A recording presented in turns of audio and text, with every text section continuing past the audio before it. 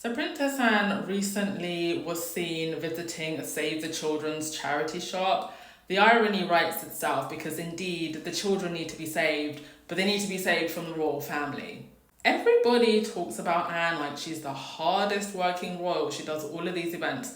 Quite frankly, I think that if you're not creating any amount of impact, it doesn't really matter how many PR, press calls you show up to. I don't really believe that the royals work. What they do isn't really work.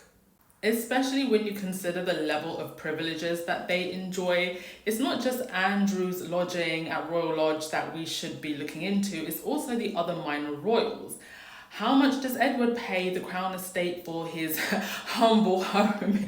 Yeah, humble giant mansion. And also Princess Anne, where does she get her money? Now, the thing is, part of the whole point of having royalty is that you're meant to have these people that live in castles, these prince and princesses, and it creates this fantasy. The problem is that that fantasy is now out of sync with the modern world, and at a time when people are really struggling. There's a cost of living crisis in the UK. Taxes are going up, national insurance is going up, cost of living is going up. We have more food banks in the UK than McDonald's outlets. So to have all of this grandeur just for such a small group of people, it looks really, really out of touch now.